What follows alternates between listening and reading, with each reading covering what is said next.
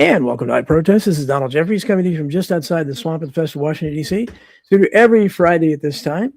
Today we have a return guest. Steve Cameron is probably familiar to most of you. He's done great research. He's with Steve Cameron Productions. He and I think, were two of the first ones to. I don't think either one of us fell for COVID from the beginning. So we were posting stuff all the time. And I didn't know, Steve, if you heard or not, but one of the others who was there from the beginning just died the other day, John Rappaport. I don't know if you heard that. No, I didn't. No, yeah, I got notified because I was a subscriber to him. So he had been on the show a long time ago, and so rest in peace. He did a lot of good work. So Steve has been researching lots of things, and now he's got his fingers on this Tyler Robinson case, which is what we're going to discuss today. And he's done some great work, and he's going to give us his research expertise. And we have Greg Lake, attorney, who is also researching this, and we're going to share his work as well. So we're gonna share the screen as we've tried a few of them out, and the sound worked on at least one of them. So we'll do what we can. You guys who watch my show know this is always kind of it's a very live thing. So we have their glitches happen. It's like 1950s TV. So anyhow, so welcome to the shows, Steve and Greg. So Steve, let's start with you. Obviously, you and I go back a ways with JFK assassination, COVID, and everything. Now Tyler Robinson thing. So, how did you get interested in this? What attracted you about this? The parallels with JFK? Yeah, pretty much from day one. I just started seeing the Fed slop being fed to the American people from the first newscast that started dropping. The Bigfoot footage that they showed us of the person supposedly on the roof running across the roof, and they're trying to say that was Tyler Robinson somehow. It looked like the person running on the roof and getting off the roof didn't have a weapon on him. So I would think that was probably the first thing, the first thing that really stood out to me. Yeah, no, it's certainly is. Greg, how about you? Are you in our conspiratorial world, or are you relatively normal and this just attracted you? No, I'm absolutely in a conspiratorial world. I mean, to the point where I think this term conspiracy theory or theorist, which really was developed further out during COVID, right, to really beat up people who are asking questions. Yeah, I'm completely in y'all's camp. And in this particular instance, it was the immediate political posturing in an attempt to divide people on the trans furry issue, right? So like that immediate political posturing got me kind of like, hold on. And then, I'm from Northeast Texas. I've shot guns and hunted my entire life, and telling me that was a 30-06 wound to the neck were kind of two things for me immediately, where I was like, whoa, hold on now. So yeah, that's what really perked me up, and why I started my channel, really, the Entheogenic Esquire, was to really discuss and research and talk about this case. Yeah. Well, one of the things, I'm no expert on guns, but I've certainly heard a lot like that about the Mauser, and also how difficult it is to assemble and disassemble. I think we'll be able to see whether or not how legitimate the defense team is by the kind of witnesses they call. So there should be plenty of gun experts out there that they can call to say, is this does a Mauser usually have an exit wound, and does it do more damage than this? And also, how hard is it to assemble and disassemble? So they haven't done that yet, but I don't have much confidence in these cases. But from what I saw of the female attorney the other day, she did pretty well. I mean, I didn't have too many complaints about her. I don't know what you guys think. What do you think of his defense? Kathy Nestor, yeah, I thought she did a pretty good job. I'll say this. I think they did an okay job, but let me tell you, whenever they let God, I'm sitting here, the agent, the main agent, Agent Brian Davis, SBI agent Brian Davis from Utah County. When they let him off that stand without cross-examining him, got some major issues with it now. My conspiratorial mind started going. Yeah, how do you do that? Pretty good there, because I mean, especially real quick, they had filed, because he talked about when Tyler was, taken into custody and all this, and March 30th, they filed one of their media opposition motions with a piece of a transcript that pretty much pins that Tyler was being Mirandized at like 6:25 p.m. on the left, basically in direct contradiction or opposition to what he was testifying to, and is really a key piece of, these text messages, the Discord message are really foundational elements in a sense of the state's case. Yeah, how they let that man walk off the stage and out of the courtroom without cross-examining, I'm still trying to piece that together. Yeah, Don, if you're not familiar with what Greg is talking about here, Agent Brian Davis, he I guess he's been an agent there in Utah County for the last 18 years. There's that 18 number again that they were pushing. He supposedly he went on the stand yesterday, and there's documentation showing through court discovery files that the prosecution turned over to Tyler Robinson's defense. And I have the document up here right now on the left side. This is a transcript of Tyler Robinson at the Washington County Sheriff's Office at 6:25 p.m.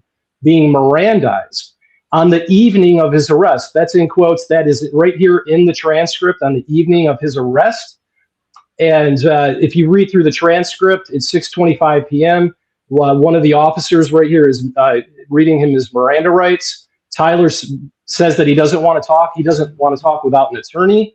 He says that his parents are trying to get an attorney for him here named Doug Terry. Doug Terry practiced law in St. George. That's where Tyler's from, and that's where the Washington County Sheriff's Office is. It's right here in black and white, right in the transcript. It's on video, but so far the state has not turned over that video. CBS News and Scripps Howard, they filed what is called a grandma request to get the video of Tyler Robinson entering the sheriff's office in Washington County. At first they said, well, the dog ate our homework. Okay. We don't have it. And then they give him some stupid excuse saying, oh, we don't have footage of Robinson in the cell. And they said, no, we want all the footage that you have available of him entering the office or anything at the office. Then the Utah County Records Division came back and said, well, that actually it tapes over itself after 30 days. And then they came back and actually said they admitted that they had the video, but they weren't going to release it to the public because they didn't want to hurt Tyler Robinson's chance at a fair defense. Yeah, it was because it was involved in litigation, essentially. Yeah, exactly. But the transcript is right here, and it's time coded, so we know that he was in there. And also, Greg had mentioned Baron Coleman, I believe earlier, or I don't know if you when we were talking earlier before we started the show. Yeah, Baron Coleman discovered that there is video. It's labeled on the right side here. These are the prosecution's own exhibits that they released, and this is all public information. And it says right on it, video at WCSO, Washington County Sheriff's Office on 9/11/2025, 3996. And over here on the left side, yeah. Sorry, Greg, go ahead. In the footnote, in the full page there from that, in the footnote, it says excerpt from 6:15 to 6:50 to 7:15, meaning that now they didn't put PM or AM, right? But obviously we can deduce that I would imagine they meant to put PM. So yeah, so not only do they say it's from the 11th, but 6:50 to 7:15. Exactly. And the Bates stamp, now this is what's known as the Bates reference numbers. And during legal cases, the judge, the prosecution, the defense have this number, and they will refer to this number when they are presenting their evidence. And so it makes it easier for them to find it. And up top, you see Bates 000007. This was early in the release of the discovery documents. So these zeros are just padded out because this is going to go into probably the thousands at some point. And they would say 7, and then they would go to Bates 3996. It's right here, 3996. And right here also, there's another. See, this video here, the Washington County Sheriff's Office, this is probably, who knows how long it is. It's probably hours long, and there's different versions of it. One version is for the prosecution, one is for the defense. And these different, where it says R2, R1, these are just different versions.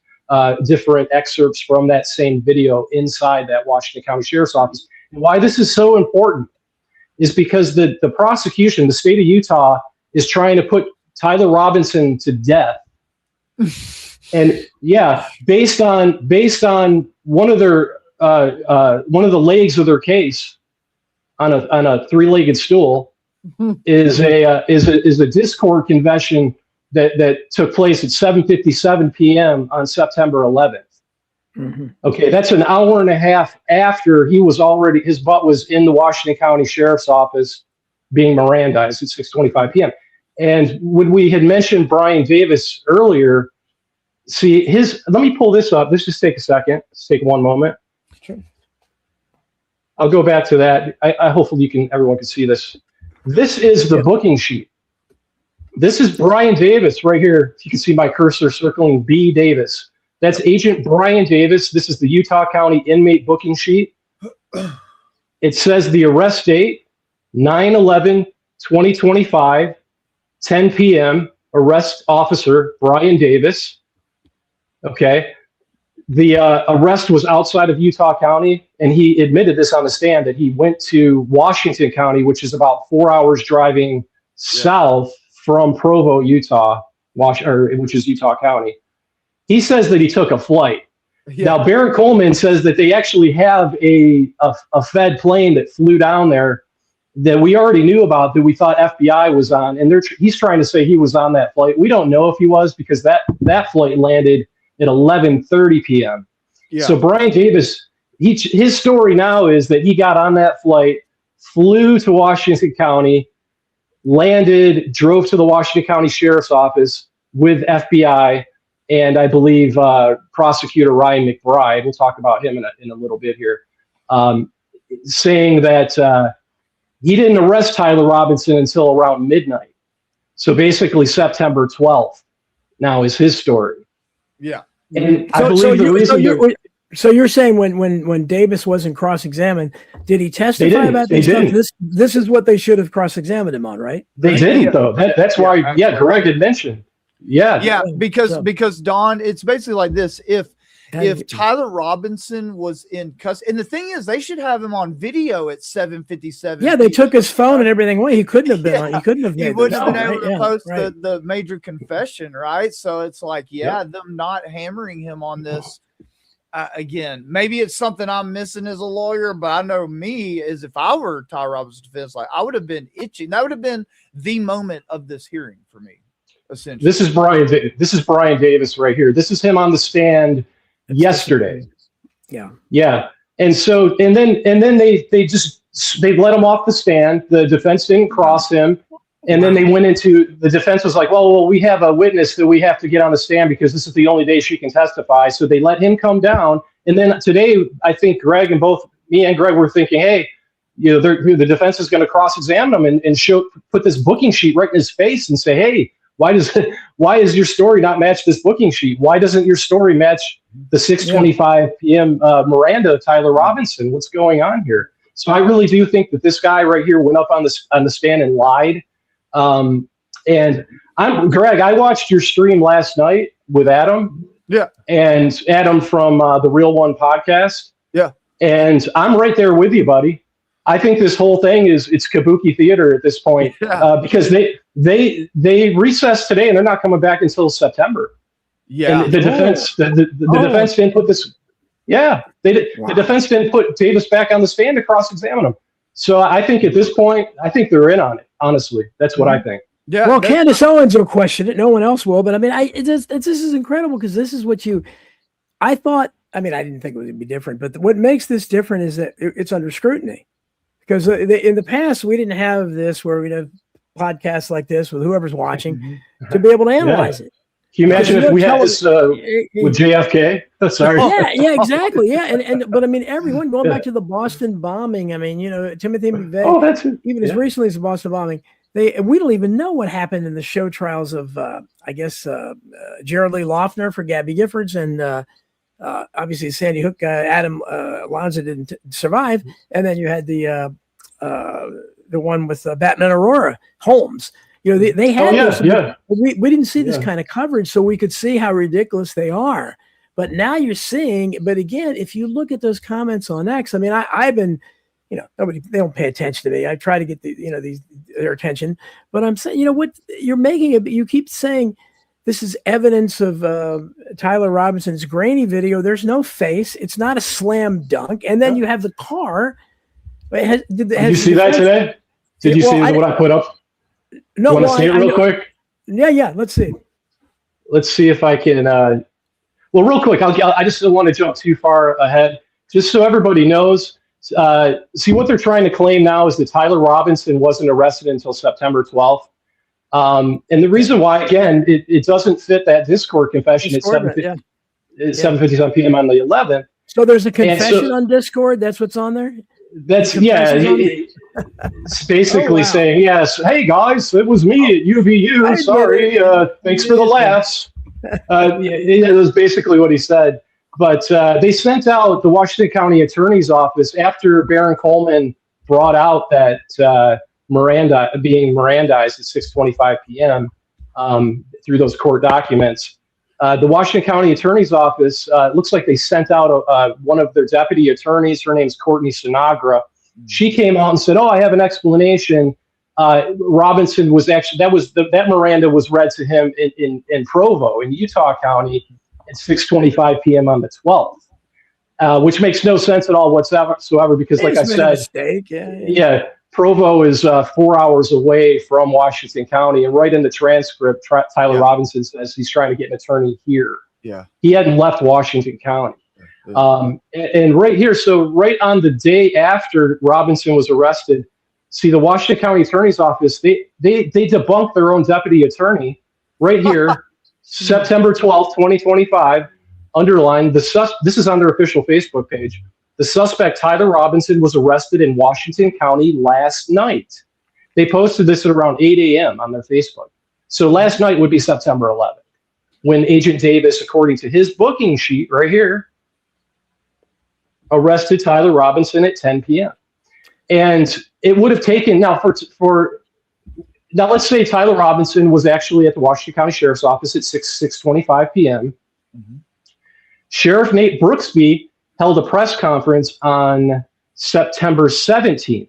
And his story was that he first heard about Tyler Robinson at 8:02 p.m. when his friend, a former deputy sheriff friend, called him and said, listen, I have a family friend that contacted me and said that he's the one that is responsible for what happened at UVU yesterday. Is that the same family friend that Candace is saying basically got him to turn themselves in and said a SWAT team was going to come and stuff? Yeah, that's connected. Apparently, his name's Mike Mitchell. Yeah. And apparently Tyler also had a pastor. So they went through Mitchell and they went through this pastor to help arrange this peaceful surrender, which I believe that's probably what happened. But the timeline doesn't match Nate Brooksby's. Nate Brooksby came out at his press conference and said, I first heard about it at 8:02 p.m., which would have been just, a few minutes after that Discord confession that they had to fit. And then Brooksby said, then I called Sheriff Smith in Provo to let them know we have a suspect named Tyler Robinson, so we need to arrange a peaceful surrender. So at that time, he said that he called them at 8:04 p.m. Then that's when Brian Davis of Utah County was notified, the State Bureau of Investigation agent, to go get Tyler Robinson. Okay, so he had to know if this booking sheet is correct at 10 p.m. and that arrest was made at 10 p.m. Davis had to know no later than 6:25 p.m. that Tyler Robinson was in custody, because he had to get all his stuff together. He had to get his team together. He had to get his paperwork together. They had to get their flight together, because he said he took a flight. He said the flight was about 3 hours from the time he got on it and landed, and he was on a fixed wing plane, he said. And he said now he's saying that they got there at 11:30 p.m.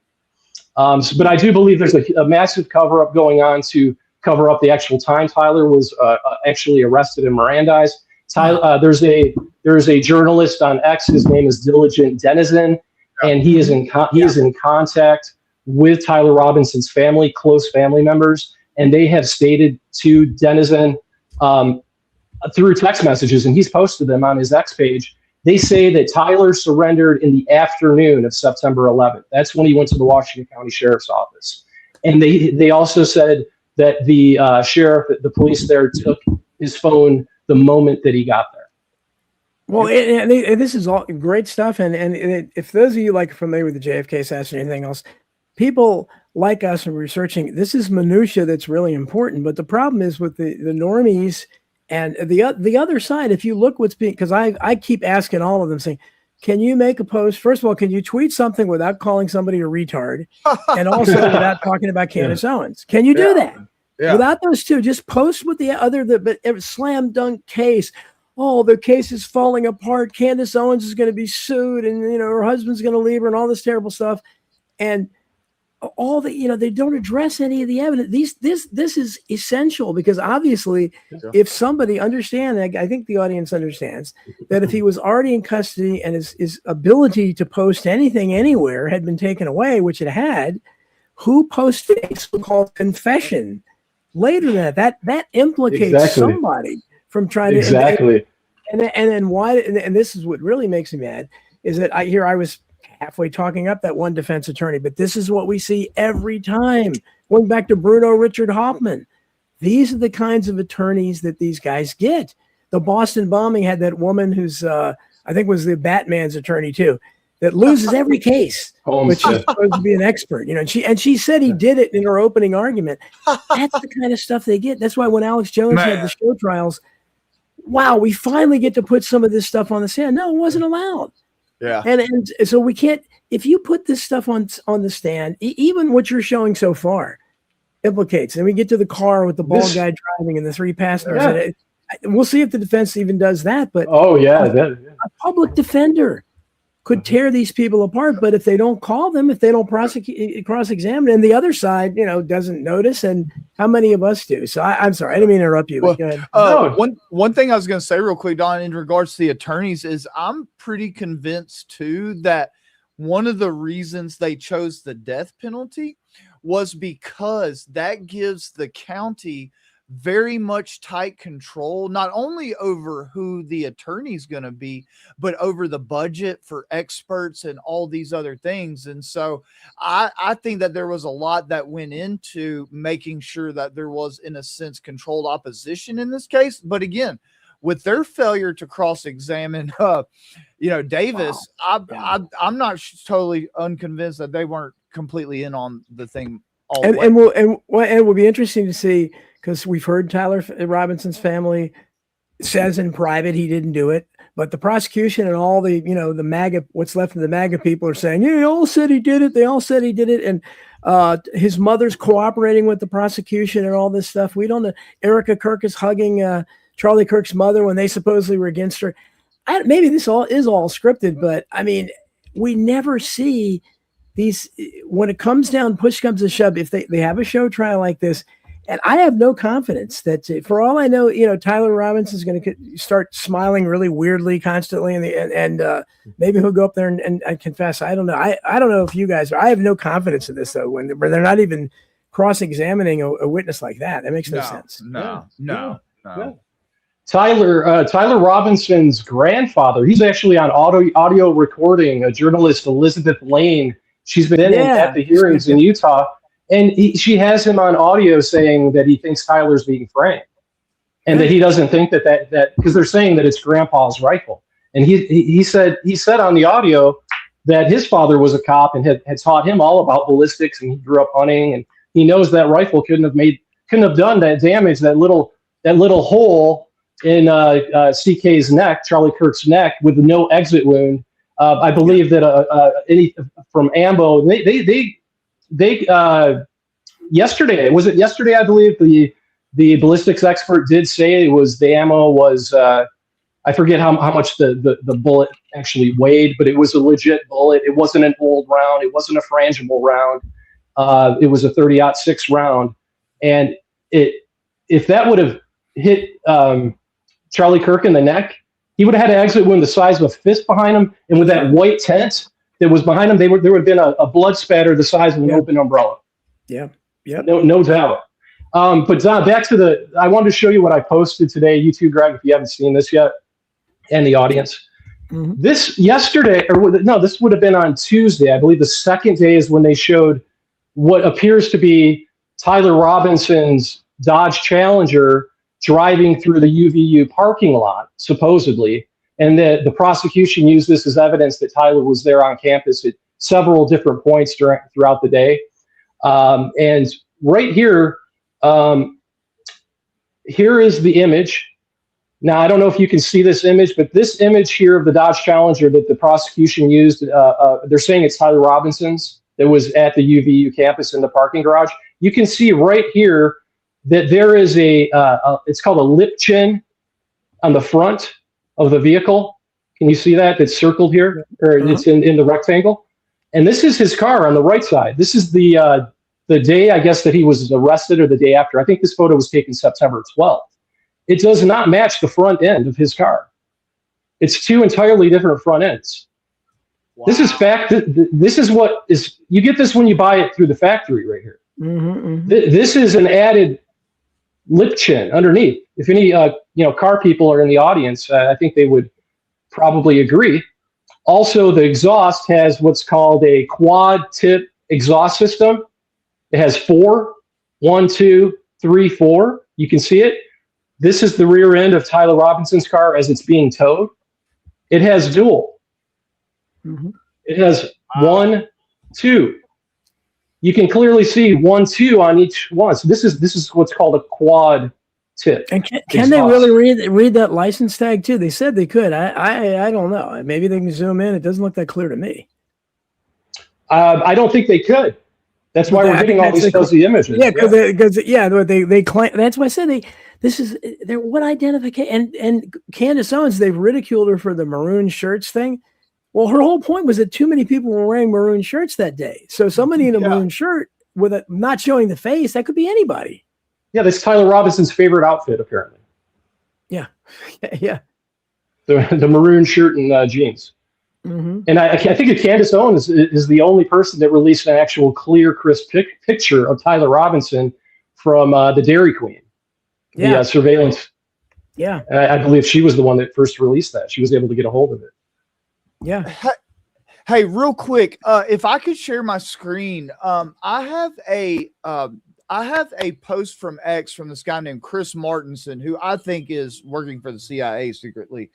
Anyways, he shot some ballistic gel. He's trying to recreate this 30-06 shot, right? I think I saw that. Yeah. But I want to show real quick, just the ballistics gel that he shot has what would be a proper exit wound on a shot like this. I don't think he shouldn't have intended that any of us see this, but just by way of illustration, the exit wound on the ballistics gel is literally like this on a 30-06 shot. Sure. And it's absolutely incredible that people would, again, I guess if you're not into guns, don't know much about guns, but just for me, it's like not only does that not look like a 30-06, if this was a true thing, like, unfortunately, Charlie's head might not have still been attached. Yes. Yeah. But hey, don't worry about it right now. If it's going to be Don,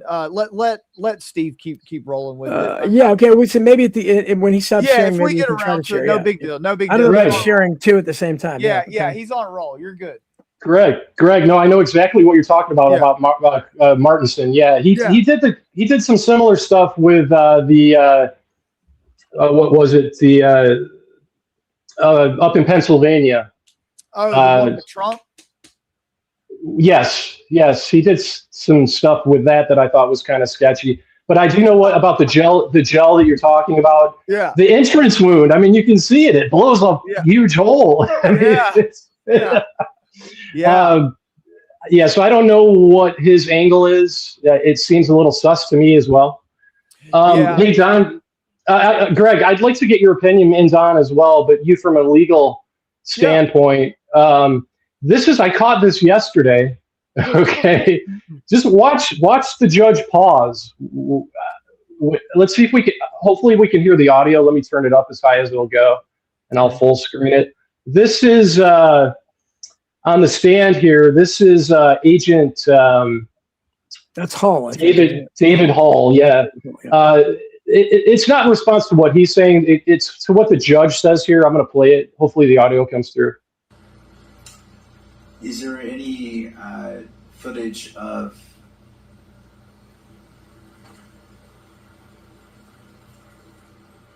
the alleged shooting? There is not, Judge. Okay, I just want to. Did you hear that? What do you think, Greg? What do you say? That was a long pause. Yes, it was. Yeah. Alleged shooting. Let's take a listen to it again. You tell me, Greg. People on X are saying. I mean, some people are saying, "Oh, he's just saying that to be." He doesn't want to seem like he's taking one side or the other. But here we go. Let's play it one more time. Is there any footage of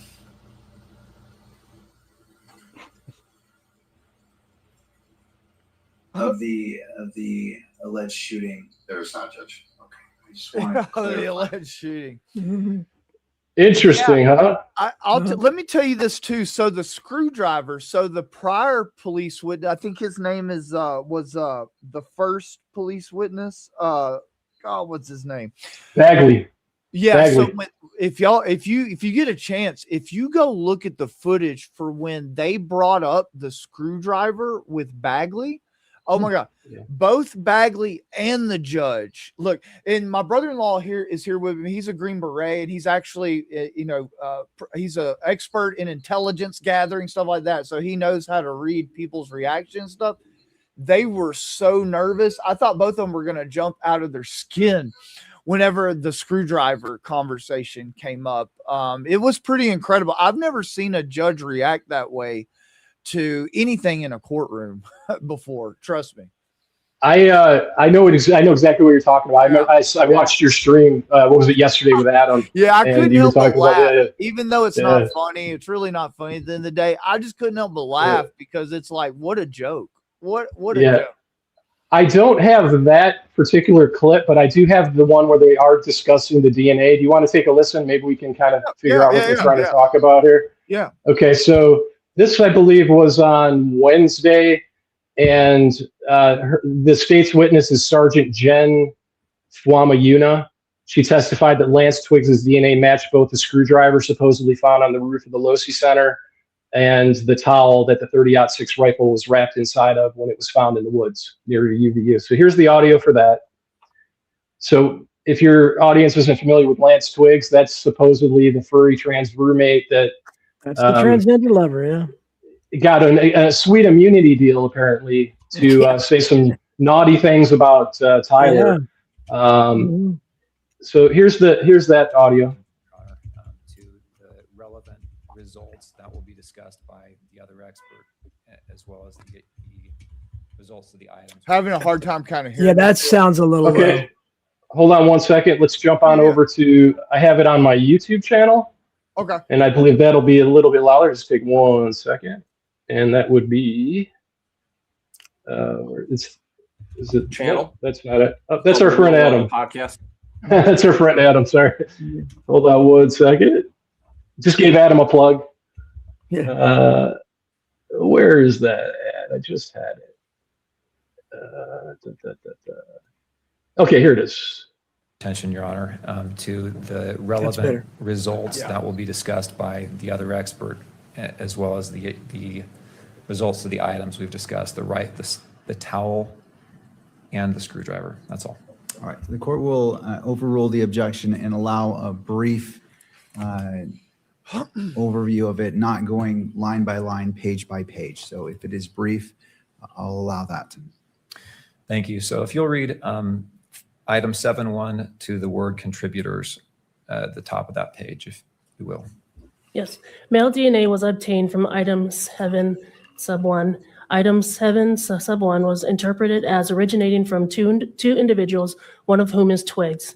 The DNA results from item 7 sub 1 and are 1.7 octillion times more likely if Twiggs and T. Robinson are contributors than if Twiggs and an unknown, unrelated person are contributors. Thank you. Let's skip down to item 8.1. Do you see that bolded and underlined line there? Yes. And this is relating to swabs of the handle area of the screwdriver. that right? Yes. Will you read those same 2 paragraphs there? Male DNA ending with contributors. Male DNA was obtained from item 8 sub 1. Item 8 sub 1 was interpreted as originating from 2 individuals, one of whom is Twiggs. The DNA results from item 8 sub 1 are 30 quintillion times more likely if Twiggs and T. Robinson are contributors than if Twiggs and an unknown, unrelated person are contributors. Okay, thank you. A couple of foundational questions before we finish for now. First off, do you know who Twiggs is? Yes. Who is Twiggs? Twiggs is Lance Twiggs. He was a roommate of Mr. Tyler Robinson. And do you know if Lance Twiggs's DNA was obtained for comparison in this test? Yes, it was. And how was that DNA obtained? It was obtained by law enforcement officers. And was that by a buccal swab? Yes. What is a buccal swab? A buccal swab is basically like a Q-tip or a swab that we'll just place in someone's mouth and just scrub the inside of their mouth to obtain the cells. And then that Q-tip is then packaged and sent to the lab for testing and comparison? Yes. And was the defendant, Tyler Robinson's DNA, also collected in the same manner? Yes, it was. Okay. Thank you. Nothing else. So what do you think about that, Greg and Don? I see. Let me say this real quick about the DNA generally and about what they found. Just so everybody's aware, a towel, if I'm a person, and this kind of goes to the heart of the kind of conspiracy that maybe Lance Twiggs had something to do with Senator Tyler Robinson, is that if you were to dry off with a towel, okay, that thing is loaded with your DNA. So were Lance to acquire one of Tyler Robinson's towels, okay, and put it on a gun, put it on a screwdriver, put it on anything else, that's going to transfer all that DNA all over the place, okay? And so, I've been looking at all this DNA evidence just with that in the back of my mind, and I know that probably doesn't help. And to be honest, y'all, I haven't had a chance to really dig deep into the DNA testimony. But yeah, and correct me if I'm wrong, but didn't the defense call the FBI's DNA person on direct testimony today? Or do I have that wrong? I'm sorry. Oh, was it today? I know they flew in their own expert yesterday, and they put her on the stand. Is that the one you're talking about? Yeah, I don't think she was FBI. I think she was out of DC though, Washington DC. Okay, yeah. Maybe she was FBI. I'm not sure. Yeah, I think that, and let me say this too. The DNA obviously is still not 100%. That there's multiple contributors, right? And I think that the fact that it's not as solid 100%, all these shows, CSI, I think that are all part of Operation Mockingbird, to be honest with you. I think most juries in this day and age are going to require a higher standard than what they're going to be able to deliver in this case. And so, so I don't think the DNA evidence is nearly as solid as they're going to need it to be, in my opinion, right? Or at least most juries. I think the media has done a good job about trying to convict Tyler Robinson in the court of public opinion and the state, more so than they have, obviously, in the court of law. And so, unfortunately, as weak as I think the DNA evidence is, man, they seem to have been doing a pretty damn good job of just, pre-convicting, I guess you could say, Tyler Robinson out here in the court of public opinion. What did you guys think of it? One thing I noticed is twice I think that expert said that it was quintillion times likely or whatever, that it was the DNA of Lance Twiggs and someone else. Why would then say Tyler Robinson and someone else? To me, that indicated Lance Twiggs was the dominant DNA. She did it twice. She didn't say it was a little confusing. It was a little confusing. And they asked, when the defense cross-examined her, she did at one point, I believe she said 95% on one of the tests was Twiggs. Yeah. And then I think the prosecution came back on redirect and said, wait a second. Then she said it was 95% Tyler. So it's very confusing. I don't know if they have their story straight, to be honest. Yeah. It's and that lady was nervous too. She was, yeah. let Yeah, me say the this. swab in his mouth. Yeah, let me say this. So I haven't done just a ton of criminal litigation per se, so I'm no expert on it, but I've done some drug cases at the federal level. And these federal analysts, let me just say this, because most federal cases plea out. Okay. And so these analysts are hardly ever called to court, I think, as you can see here, to account for their results. Okay. And so my opinion, based upon my experience, is that these analysts, I know they surely have in drug cases because I've called them out. They fudge numbers and statistics and all that against criminal defendants, in my impression, pretty regularly, right? And so some of that nervousness might be because even here, even though it's not that solid, they might have absolutely fudged it still against Tyler Robinson in some way. My impression, just to throw it out there. Yes, and I mean, I really think we're seeing a real-time frame-up of Robinson with this testimony that these people are giving. It looks like at least two of the officers that were involved in investigating this guy, David Hall.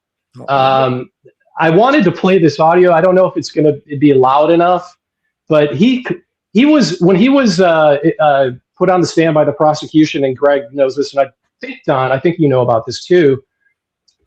He talks about this Nest camera footage, the Ring camera footage that was in the wee hours of September 11th. So it would have been around 12:30 a.m. on September 11th, and they were trying to put Tyler Robinson near the scene of where the 30-06 was found in the woods, and that he was coming back to try to retrieve the rifle. And they have ring cam footage of what kind of looks like a Dodge Challenger that pulls up in front of this house. It's very grainy, very blurry footage. And it has edits too. And the car pulls up, and then it cuts, and then it shows it sitting there, then it cuts again, and then it shows it driving away. They don't show who really gets out of the car. And he says that he believes that it's Tyler Robinson's car. And this is Kathy Nestor, one of Tyler Robinson's defense attorneys. And she puts him on cross-examination right here. And she gets him to admit that the people that turned in that ring cam footage said that there were 4 people in the car. One of them was a bald man who was driving it. Yeah. A bald man and 3 other people were in that car. And then she calls him out on that. She's like, "Oh, you forgot to mention that when you were on the stand earlier yesterday when the prosecution was asking you about it." Yeah. Do you want me to try to play the audio? I don't know. Give it a shot. If it's too low, we'll cut it. But this is the best I can do.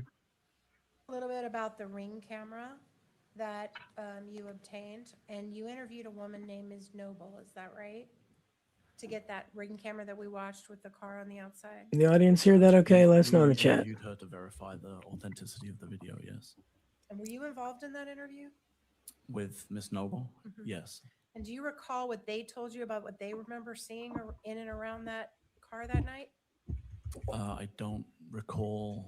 I just know we were there to verify the video. I didn't conduct an interview with Miss Noble at that time. Okay. Can we please bring up whole... Sorry, just a moment. She's good. I actually like her. I don't know why they didn't cross Davis. Yeah, that's what somebody said. And the problem is there's nobody but us that's gonna question this. There's nobody. I mean, it's a basic thing. I mean, that right there that could exonerate him right there, or at least would implicate somebody. And even if they claim it was a joke, trying to frame him because he couldn't have done it. Let me say one thing too. I know many people might not have caught this, but that Agent Hole, whenever it was kind of towards the front of the cross-examination, but Nestor was asking him about the fact that, like, when he got there, they already had someone in custody, and I think they're talking about what's his name, Zen, right? And she's George Zen, Yeah, so what happened to him? Shoot me, I did. She was asking him, so that came down, and then, where they, you were told that they've ruled him out and that person had gotten it wrong by, arresting him. And he said, well, that wasn't the person that I was looking for, the shooter I was looking for anyways. Like suggesting that he knew somehow that wasn't it, that there was some other shooter that he was looking for. And so some of it's just been very blatant, if you ask me, like some of this framing and laser focus on Tyler Robinson to the exclusion of other potential suspects. It's been blatant a few times in this hearing, that being one of the major ones I saw. They're just admitting it. Like, wow. Absolutely. All right, I'll try to play it. We'll see what happens. She's going to ask him about it right here, I think. Here we go. Do you remember that? Looking at that interview, does that refresh your recollection? I remember. Hold on, what's it? All right. Do you remember that? Wait, okay, so hold on 1 second.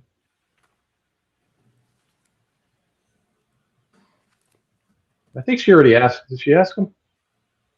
I don't think so. But it is low. So at least one person in the chat said it was low. Do you remember that? Looking at that interview, does that refresh your recollection? I remember reading the report at some point, yes. And do you remember that the Nobles told you that the driver of the vehicle was bald? Yeah, I do remember that being in the report, yes. And you didn't mention that today when you were talking about that ring camera, did you? I did not. And did they also tell you there were 3 other people in the car? Yes, I believe they thought that was the case. They told him that. Wow. Yeah, conveniently omitted on the direct examination. Now, she got him to admit that, but I think she didn't go on and say, well, how do you explain that? Did you try to look into this? I mean, because again, you introduced 4 other people in the alleged assassins of vehicle that day. Yeah. I mean, come on. What else? Yeah, no, you're right, Don. I mean, while they did hit on some of the good points, it just was none of the passion was there, right? None of the passion and like the emphasis. And like, even when they denied to do the cross-examination of Davis, if y'all notice, it was like very conveniently Davis's direct testimony was done like right at the lunch hour. And then like the denial of the cross-examination was really low toned, really low key. And literally within, I think 10 or 15 seconds after they denied it, they cut for lunch. Done. Go ahead. I'm sorry. This is the photo that they were talking about here of the car. Can't you tell that's Tyler's car, everybody? I can tell that's Tyler too, man. Oh yeah, I can see it so clearly there. He's smiling. Yeah, it's unbelievable. That's when it's so sad to see, because a lot of these people are the so-called influencers, and several of them were ones like Cernovich and Liz Wheeler that held up the fake Epstein files folders, outside that were chosen for a reason. But to see these people, what's the guy, Barnes, the guy that was Alex Jones' attorney, who is, he's arguing so strongly for the prosecution. I don't think Alex Jones is. So it's amazing to see. It's like the entire anybody that so calls himself a Republican is all for 10 toes to the ground on this. Tyler Robinson, it's a slam dunk case, and I don't understand why. It's anybody who's disputing this, because the left really doesn't care, but anybody who's disputing this are people like us that have realized that that was fake, and we're trying to be independent. But it's really sad to see. Well, let me say this. There's a influencer on YouTube on the left named Adam Mockler, and he's a younger guy. And the other day I was watching a show of his, and he just, in a drive-by commenting, basically, because he was talking about how bad Kash Patel is. But, all he says is that he actually said that he told his audience that Tyler Robinson, he called him the shooter, right? No alleged, no suspected shooter. He said the shooter confessed to his dad, and that's basically the only way that Kash Patel was able to get a suspect. But it's like the indictment doesn't even say that. The indictment at least said that he implied to his parents. And so I'm just very confused why the left, even at least in this one instance, is not only towing the feds law narrative, like they're literally this guy was making more incriminating statements than what's even contained in the information or indictment. And quite frankly, there seems to be enough, at least circumstantial evidence, to suggest that pretty high up figures on the right were maybe even directly involved in the incident. If I was on the left right now, I would be jumping all over this, right? No, I would be jumping all over this. A real Aspen donor in the chat says, who was the 2P? And that was just kind of dropped in the middle of other testimony where somebody mentioned how Tyler Robinson met with some TPUSA people that day. Yes, what the hell was that? Yes, what do you know who they were? Yeah.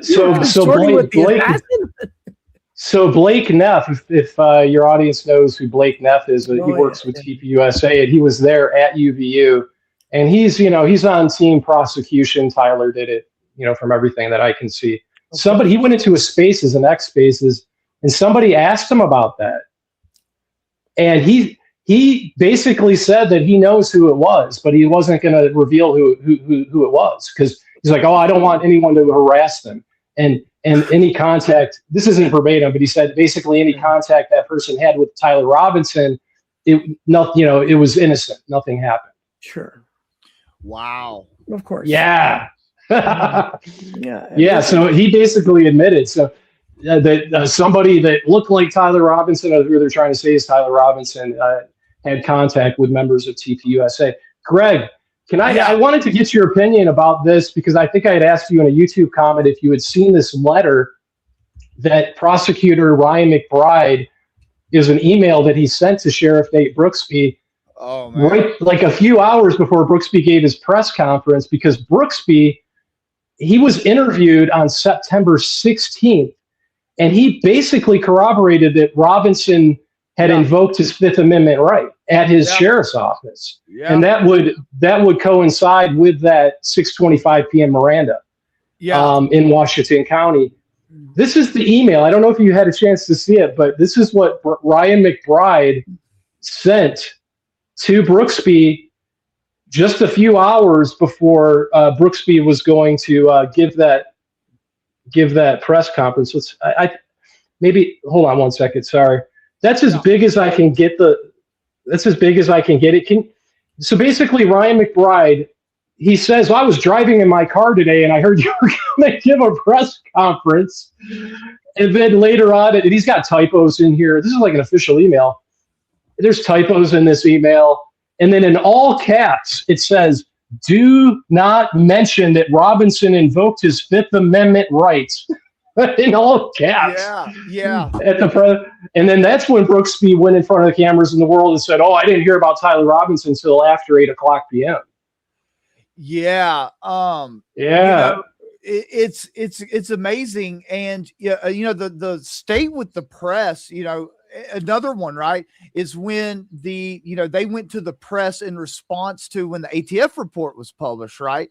And one of the statements that the press made is they basically told TMZ that, they're going to generate another report, and we know that report is going to support our conclusion, essentially, that this ballistics will match. Mm-hmm. It's incredible what they've done, what's been uncovered, brought to the public attention, yet they're more or less proceeding as normal. It's kind of like like you're intentionally telling a sheriff to be misleading or omit material information to the public who have a right to know.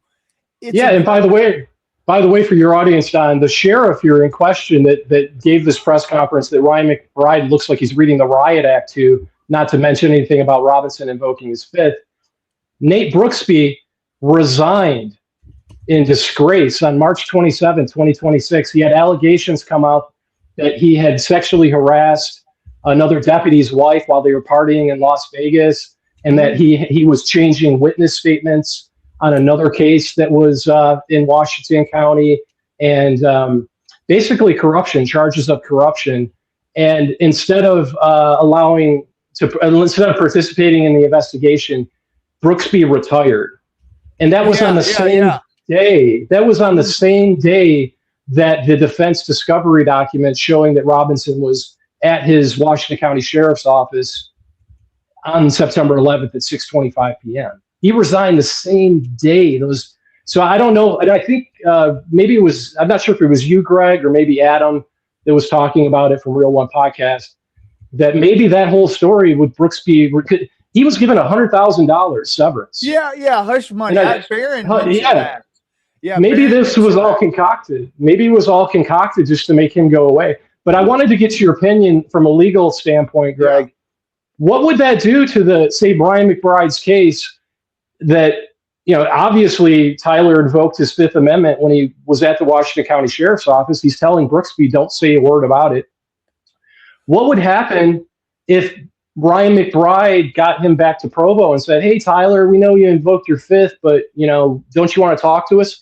And what if they were playing, what if they scared him? What if he said some stuff out of fear? I mean, can any of that be used after he invokes his Fifth there? No, once he invokes his Fifth, that's it, and let me say this though, obviously the prosecution would probably say, well, because in a way, the public could perceive someone invoking their Fifth potentially, right, as, oh, well, they're guilty. A lot of times it comes, unfortunately, with that negative connotation, right?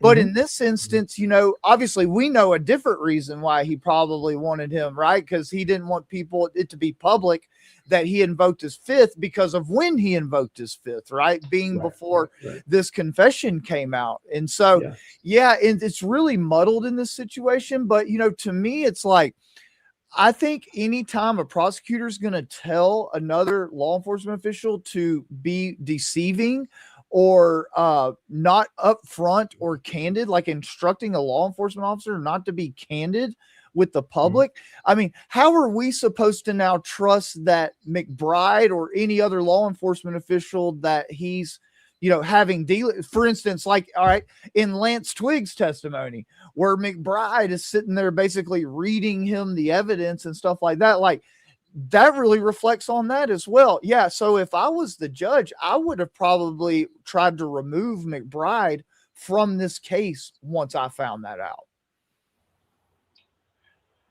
Yeah. I mean, it's, and we got a lot of nice comments in the chat room, and I may in a little bit, bring people on if they want to have questions or whatever. But I know Steve, you have some more stuff here. Oh, sorry about that. Let me mute that. I'm sorry. Go ahead, Don. No, I say go ahead and continue if you have more stuff. Let's talk about it. Well, we had mentioned we played that clip with Judge Grapp kind of taking his time, and then he said the alleged shooting. Yeah. I don't know if we want to read into that too much, but if your audience members, maybe you are as well, Don, familiar with Baron Coleman, excellent Charlie Kirk investigation researcher. He hosts the Real Baron Coleman podcast. I'd love for you to get him on your show one of these days. He's probably too big for me. Candace has built him up, boy. His audience has exploded because she advertises him quite a bit. Well, he seems like a good guy, and I think you guys would probably get along. At least very like-minded. Seemed like very like-minded. He released, so he's been in contact with this person here, Charles McClintock Wilson. I don't know if you can read that. That's the photographer that took a bunch of these photos of the event at UVU, and he captured. It's not super graphic. I don't want to scare anybody, but this is going to be Charlie Kirk's body. This photo here. So right here, Charles McClintock. This is a previously unseen photo up until about 2 weeks ago. Charles McClintock Wilson sent this photo to Baron Coleman and said, "You can see this, but don't publish it." But it was I guess the full picture of it with Charlie's head hanging. He definitely looked unalived. And so Baron didn't share it. And then I guess he reached out to Charles McClintock Wilson again and said, "Hey, listen, if I crop it, can I share this photo?" And he said, "Yeah, you can." And so he released this. This photo right here, I want to give everybody kind of what's happening. This is Charlie Kirk's right nipple. And below him, so down here would be his belly button. Down here, he's being carried to the SUV by his security team right now. It looks like something may have been strapped to Charlie Kirk's so it looks chest. like his shirt is already off. Didn't we have Yeah, testimony well, from that guy that very dramatically cut his shirt off at the hospital? I thought. So what you can't see in this photo, because Barron had to crop it, the shirt is pulled up kind of up around his chin, because they're like carrying him. And this is one of the photos that Wilson was able to capture. And this kind of goes back to the theory that there was something, possibly a wireless Rode microphone underneath Charlie Kirk's shirt that exploded, similar to the exploding pagers that our greatest ally had sent out to their greatest enemies. Yeah, Gentlemen, I'm fixing to have to run. I've got a litigation meeting right now. I just want to say, God bless each and every one of you. Thank you very much for having me, Don. Thank you, Greg. You want to give out any links or anything? Or? Yeah, so I put it in the chat. My YouTube channel is The Entheogenic Esquire. I'd be more than honored and happy to have anyone who wants to come subscribe to me. Both of y'all, I would love to do more shows together. Y'all, please feel free to reach out to me anytime. I would love to come back on with y'all. I really did enjoy this. I absolutely did. Well, appreciate Thank you so much, Greg. Thank you for doing this. Yeah, thank you for doing it at such short notice too. Yeah, well, thank y'all. Yeah, I had to squeeze y'all in, man. I really enjoyed this. I hate to have to go to this meeting, but I had a prior commitment to it. Sure. But thank y'all very much, and God bless. And let's follow up again. I really appreciate you. I really appreciate your work, Greg. Thank y'all, man. You too, Steve, and you too, Don. Y'all have a beautiful weekend, man. Take care, Greg. God bless. Thank y'all. God bless. Thank you. Bye bye. Bye bye. All right. I'm so happy he was able to do that. He told me, he'd only be able to do the first hour, and I think he went over a little bit, but he's a really great dude. Entheogenic Esquire on YouTube, and he is also over on X. So definitely go over there and follow his X page and his YouTube channel. Great guy. So this photo, it looks like something possibly was either taped to Charlie Kirk's lower right chest torso area. And this is about 25 seconds after the Big Bang happened. So people are trying to say, oh, maybe this is dried blood or whatever, but blood really doesn't dry that fast. It looks more like bruising to me. And you can see a distinct line here and right here that goes across and then back up. So they moved him that quickly. They moved him that quickly and had his shirt up. Oh, it was fast. Okay. Oh yeah. He was on the ground, and they got him and threw him in the back of the SUV. There were EMTs on standby. They had life-saving equipment in bags with them, and they're just standing there waiting. What do we do? Do you want us to kind of go in the SUV? And no, they didn't let the EMTs get in the SUV with them when they transported him to the hospital. There was the only people that were in that SUV were Charlie Kirk's people, like his close circle of people, his security staff. They let this other guy named Frank Turk get in there, and supposedly he was Charlie Kirk's pastor or somebody that he liked. I don't know why they let him in the SUV and didn't let the EMTs in the SUV. I think I know. Yeah. Because they didn't want anyone to see this damage right here.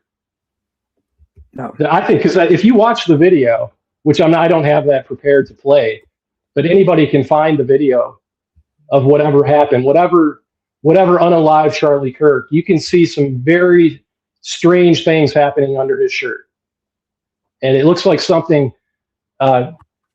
shoots up into his neck underneath his shirt, and I think that's what cut his jugular, and that's why there's no exit wound, there's no bullet exit wound. I just believe that the reason he just bled out. I believe that this is my own personal thoughts. I don't know if they're Don's or not, or anyone in the audience. Okay, so don't crucify me, please. I believe that there was either a wireless Rode mic that was put underneath Charlie's shirt, which is strange because if you look at all the other TPUSA events, they put the Rode mic on his collar on the outside of his shirt. And then maybe there might be one or two right before the UV event where they did put it underneath, but I believe that was maybe a test run to see how it looked and if they could get audio that way. And even Candace Owens said it, and I'm friends on X with one of the people that used to mic up Charlie, and he said they always put it on the outside, and it makes no sense that they would have put it underneath. So I thought that was strange. But then when this picture came out, I'm also thinking possibly that there may have been what Charlie Kirk might have thought was some audio equipment that they wanted to strap to his chest. And I'll show you that. There's an image here, right here. I don't know if you can see that really well, but you can see this circle where this is circled. There appears to be something pulling in, and like maybe a flap of skin coming out and over. That's his nipple right there. But it looks like something is possibly right here on his body. No, there it is. That's a better picture. I don't know how clear you can see that, but it looks like something is possibly strapped to his body right there. And we're thinking it may be something like this here. I believe it was Allie Top Files that she's on X, and she's also on YouTube. Her and her husband, Chris, they do excellent work. I was trying to get them on here to join us, Don. They couldn't do it. They did like a 5 or 6 hour live stream today for the preliminary hearing. Sure. And there was more stuff that she had to do, and she wanted to, and she asked to maybe do it another time if that's okay with you. And I can try to put you guys in touch if you'd like. Sure. But we think possibly there maybe something was strapped to his body that caused this damage. So you think Candace Owens is basically right about the exploding mic? I think so. Yeah, I know a 30-06 didn't do it. I know a 30-06 didn't do it. And she showed all those pieces in the SUV, that looked like. And then of course, absolutely, we know the SUV was auctioned and sold the next month. Oh, they got rid of it real quick. They got rid of it real quick. I'm told that in when there's like in a capital murder trial, when somebody, especially somebody high profile like Charlie Kirk, all that stuff is supposed to be held onto. You would think the vehicle that they transported onto the hospital, that would have been, well, they did the same thing with JFK's limo, and they hose it down right away. Oh, in Butler, Pennsylvania, they hosed the roof down right away. Remember? I mean, yeah. Trump doesn't want that investigated, his own alleged assassination attempt, and nobody wants to investigate this Charlie Kirk thing. They just can't wait to this. They want this guy Robinson executed. Oh, I think so. Have you ever heard this first in my life? I wish Greg, I could have asked him that, but I should have asked him. But I've never heard. We all know that the Constitution grants every defendant the right to a speedy trial. Since when does Erica Kirk have the right to a speedy trial? They keep saying that. What do you mean she has no rights to it? What are you talking about? It's ridiculous. That is a new law in Utah, apparently. That was passed. Yeah, I think it was passed. It was. I believe it was either passed right before the event at UVU or right after it. Okay. Yeah. Well. Yeah. So it's brand new. So it's very, very, very sus, in my opinion. But there's a guy by the name of John Bray. He's an explosive expert, and he does all he focuses on is this exploding mic theory. And I'm friends with him on X, and maybe I'll try to reach out to him and see if he would want to do a show with you at some point, right. So your audience can, and so you can see. Piper Fogel points out the crime scene. Yeah, it was paved over the next day, and again, we have the camera that was behind it. Terrell Farnsworth, who just took it. Wasn't Terrell Farnsworth the same guy that strangely was taking a selfie right after the assassination? What was that? Oh, it's so strange, that guy, Terrell Farnsworth. He within minutes of them picking up Charlie Kirk and putting him in the SUV, Farnsworth and the guy that put the mic on him, named Philip Goldsberry Jr., were standing there at the tent, and Farnsworth took the chair that Charlie Kirk was, unalived in, and stood on it, put it up below the camera, stood on it, and pulled out the SD card out of the camera. Yeah. And then handed it off to it looked like he handed it off to Philip Goldsberry Jr., who then walks out of frame, and then you don't see him anymore. But when law enforcement got it on a flash drive, they didn't even get the SD card. Exactly, that came out in the preliminary hearing. Yeah, that came out in the hearing, and then I think it was when Blake Neff for TPUSA got into X Space a couple of days ago. Somebody asked him, like, "Hey, you know Farnsworth, why don't you get on the phone with him right now and ask him if he actually turned over the SD card or put it on a flash drive?" And so the police are saying that it was a flash drive, according to the testimony that I heard. Yeah. So they don't even have the original footage. No, and also, I believe it was he supposedly, I think his story was Farnsworth that he told Candace Owens that he grabbed the SD card so he could turn it over to police. Mm-hmm. Well, apparently that flash drive wasn't turned over until May, just this last May. Yeah. And why was we now know that thanks to Ben Shapiro, we now know that his security team was being updated by Charlie's security team. And I saw that. Yeah. According to the text from Candace Owens, Charlie hated Ben Shapiro. So why would his security team be thinking of any? And now Tim Pool, I don't know if you saw an X, is getting in it because he's just going full Zionist now. He's probably having more private. I can't stand that guy. Oh, he's horrible. Baldilocks. I cannot stand him. He's so installed. I mean, obviously somebody put him there, but he now is claiming that, well, this is not strange at all. My security team was updated too. You know, all these guys had security teams. So why were they updating you too? Really? His security team was contacting all these influencers, Zionists. Well, apparently the people that were in that SUV, supposedly they were, one of them was, I think, on supposedly a continuous live stream the whole time. So he couldn't have called Shapiro. Yeah. I doubt the security person that was driving the vehicle was on. I mean, I just think it's all total fed swap BS. Personally. Yeah. No, I think so too. I don't think Shapiro talked to anybody. Do you, Steve? I usually before this, I don't know how much. If you have anything else important you want, because I think we're going to have to do more than one show on this, but I always like to have the audience and have a lot of new faces that you must have brought over. I'd love. What I do, guys, is I always put the link in the chat, and then if people want to jump in, it's like taking phone calls, but it's better because it could be video calls if you all wanted it to be. Some people are fine with that being on video. If not, you can be just turn your camera off and you can be on audio. But if you have questions for me or Steve or to just make comments, there's the link in the chat there. So if you want to come on, just go on in. Yeah, that sounds good to me. Yeah, so we did just, and it's amazing just what we've seen here today. We really haven't covered, but I learned something again. It's very disillusioning to know the defense did not cross-examine, but that's the kind of behavior. I've been investigating these things for so long. This is always what happens. They always get these kinds of defense attorneys. They don't do the job. Go back to McVeigh, people like that. That they don't. If they did their job in any of these cases, they could. I mean, stuff like that. You have them dead to rights. What could that guy have said? I mean, he could say what they said. I guess that they got the date wrong or whatever. But come on. And it probably would fool most juries. But unfortunately, that's a problem too. But go ahead if you wait and see if anybody jumps in here. I was going to try to pull up Agent Davis's Tyler Robinson. Oh, sorry about that. Hold on one second.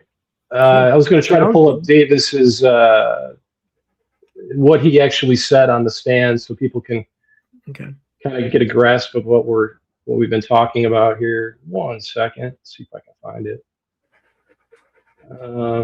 Okay, right. Come here.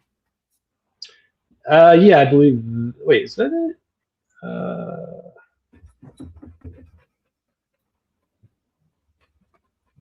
I know I put it up here. Yeah, this is it right here. So this is less than a minute long. I'll turn it up. Hopefully we can hear it. If we can't, we'll go to something else. Okay.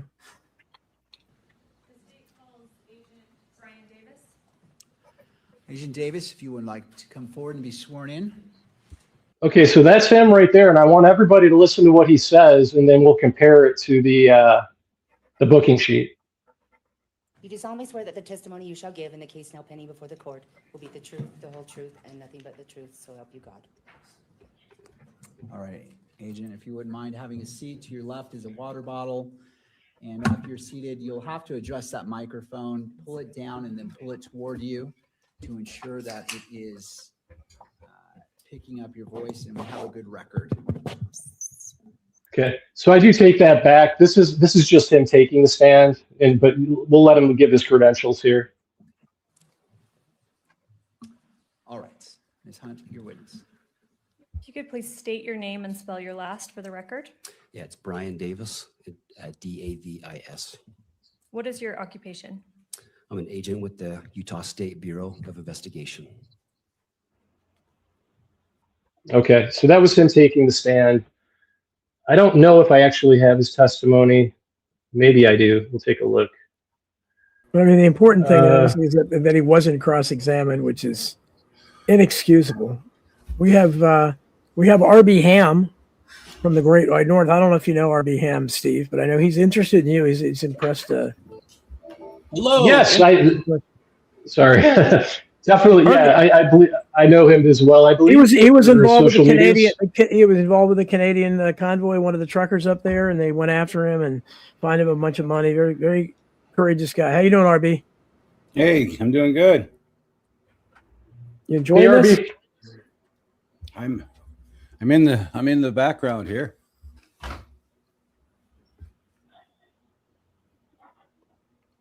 How's it going?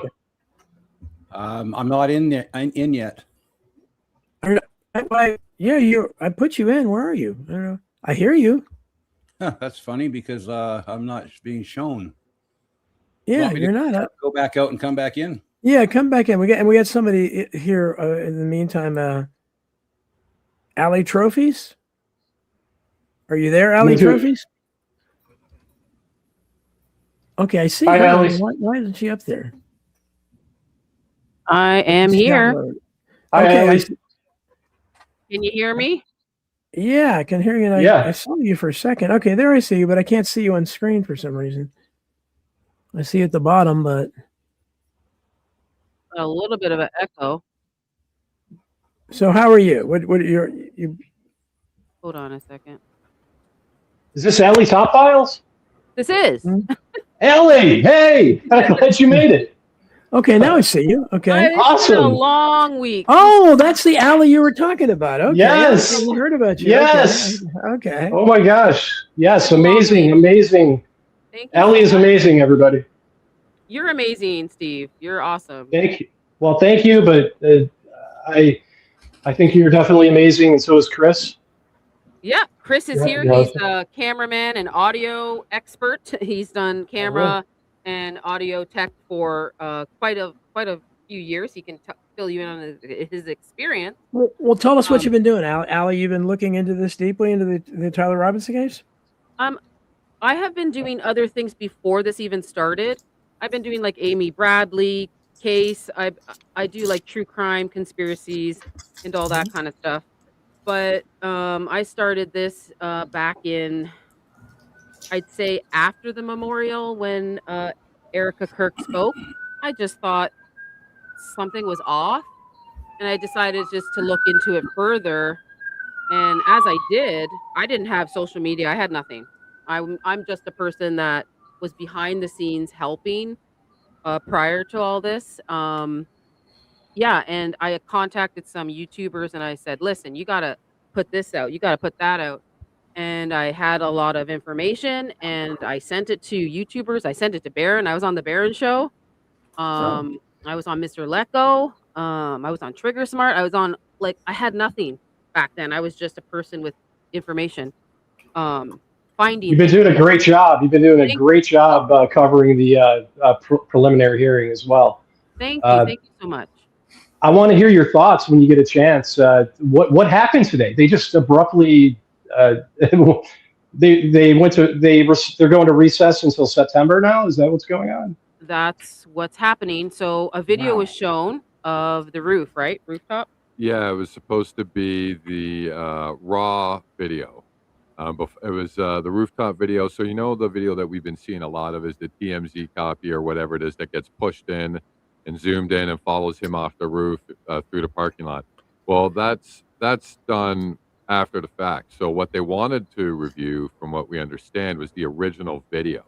And that's the one they didn't want published on media. So it was just available to people in the court, as far as we understand it. But I have somebody that's in Utah. So I have Teresa Better Life. I don't know if you heard of her, and Brandy. And I know Brandy, yeah. Okay, so I just got a message. They were in the courtroom, right? They got in today after camping out all night. They were in there yesterday and today. And literally, she just said 30 minutes ago, I was in the courtroom today. There is no high quality zoomed in footage showing anyone taking the shot. The video shown is the same distance as the footage of Tyler jumping off the roof that we've all seen. So she was literally in the courtroom today, and this is what she said. It is the same footage. Okay, so there we go. So we got some confirmation. So I have somebody that's in the courtroom saying this. She got to see the footage that they wouldn't let us see. Wow. And now we're stopping everything and we're holding off till September 1st. Yeah, so wow. By what she just posted there, right? Yeah. Is she saying that it's the same video we've all seen, or was it the actual raw video? Maybe it was a little bit clearer, but she said it was still, you can't tell who it is. So it was still, in her opinion, too low definition to make a positive ID that it was in fact Tyler Robinson. She said it wasn't high quality. It wasn't high quality. It was zoomed in footage showing there is no high quality zoomed in footage showing anyone taking a shot. Okay. So the video I did see a couple of days ago at the hearing was they showed him like supposedly climbing up to the roof and getting into position apparently and laying there prone. I didn't see that, but that's what they were saying was being shown. Correct. And then I forget the prosecutor's name, but he said, "Judge, I just want to let you know we don't have footage of the actual shot." So he did say that. Yeah. Didn't he? I thought he said that. And then I was trying to tell people on X that there's no video of the shot. He's like, "Oh, people on the Fed sloppers were like, oh no, they're just talking about those batch of videos. They have it. Oh, they have it. No, we haven't seen anybody take a shot." When they were in court, they said they didn't have it, right? They didn't have Right. That's what I thought. Yeah. Shot. So we don't have the actual shot. We don't have a clear picture of Tyler Robinson, even in an interview. His back is turned. We do not have the Dodge Challenger, 2 different vehicles, not the same. We have 2 different backpacks. We have 2 different hats. I can't hear anything up here, Seth. What's that? Oh, I think that was RB. Is that RB? Sorry, RB, I'm talking to my wife. She was asking me something. Sorry. Okay, sorry, man. We have 2 other people that were lining up. Allie, just hold on a second. I want to, Joseph first. I see you. Do you have a question, Joseph? Yeah. I have a question for anybody, really. I haven't researched this topic much, but the one thing that stands out to me more than anything, it was the dynamic going on between Erica Kirk and JD Vance. And I'm referring to things like him escorting Charlie's corpse or Erica Kirk gripping him like she's in love with him. Does anyone on the show have anything to add to the dynamic going on between Erica and JD? That's irrelevant. Yeah. It's the Vance Kirk ticket. I don't know what you want me to Well, say. but I think much of Yeah. Candace Owens' work has been built around that and looking into the background of Erica Kirk, and there's so much stuff there that you can't help it. I mean, I wrote a Substack today, and I make fun of it too because she's always dabbing her eyes front and center, and the people that think Tyler Robinson guilty, I think they think that's evidence. Well, Erica was dabbing her eyes in the courtroom. I mean, that's how it is, and so much of it is that you can't. like I was talking before you came on, Allie, and the others, to Steve about for the first time in history now, but apparently they passed a law in Utah that someone other than a defendant has a right to a speedy trial. They're claiming Erica has a right to a speedy trial. It's never heard of before. What are your thoughts on that? I know it's a great place to, have an event, I guess, then if this is if this very fortuitous. I mean, I have to say, if you wanted to allegedly, pull off a heinous act, it seems more and more likely, like, there's only a couple places, literally in North America, you would want to do that. yeah. And I had an explosive live stream. It was so bizarre. Like Candace went on holidays. I don't know if Steve might know about this. So Candace went on holidays, but before she went on holidays, she had an emergency live and she had SUV pictures to show. New ones, apparently. New ones. And I was just online looking up old, clicking on old SUV pictures and stuff. I wanted just to do some more research. I come across a post, a man online that just has 100 followers. He has nothing, right? And I was like that once, and I had nothing. And I just clicked on it, and I said, "Oh, well, that's weird. These are the Candace photos, but it had the license plate." And I went, "What is going on?" So I said to him, I go, "Can you DM me?" He DM'd me. I took all the pictures and I went, "Oh my God, this is explosive. It has a license plate, the SUV's license plate. We're going to find out where it is." And I just told Chris, I go, "We got to go live on this." So I did. And as I'm live streaming it, the guy that posted it, Mike, came into my live stream. He said, Mike V, right? Was it Mike V? Mike V. He said, "I sent those to Candace Thursday." And I go, "Oh my God, you're in my chat." I go, "Do you want to come up?" And he came up. So I did part 1 and part 2 of that. And we found out all the information right after that. As soon as I posted it, all the internet sleuths are like, "It got auctioned. It was in California. Then it went to," so they got it from, it drove from California to Utah. And then the crime happened. And then it got auctioned, cleaned up, auctioned, shipped back to California. And then from there, we don't know where it went. It got shipped again. It got serviced at Jessup Autos for an oil change and all that in California. And then we don't know where it is. And I'd just like to add in for Don's audience, the vehicle we're talking about is the SUV that drove Charlie to the hospital after his fatal injury. And that's the vehicle we're talking about. Literally the last thing that ever transported him. And we talked to Blake Ness. Denali. There's no ambulance there, obviously. Yeah, but there's a lot of comments about Candace. Yeah, no ambulance there. No ambulance there, no EMT, nothing. But there's a lot of people in the chat room that are talking about Candace. Most people don't trust her, I can see, at least in my audience. But do you guys find it funny? I mean, first of all, I think it's a little strange coincidence that she went on vacation right when this was happening, because it would have been nice to get in-depth reports from her every night. And secondly, apparently there are reports that either she has been trying to contact the defense or the defense may not be interested in her, because it seems to me she knows more about this case than just about anybody.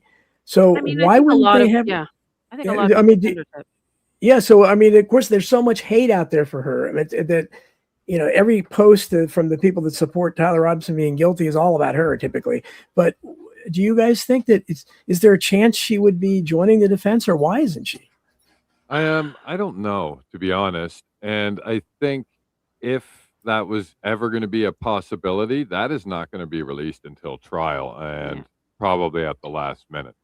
Who knows when that's going to happen, right? Yeah. So like that would be like my guess on that. And I kind of agree with you. The timing of her going on vacation was just a little weird.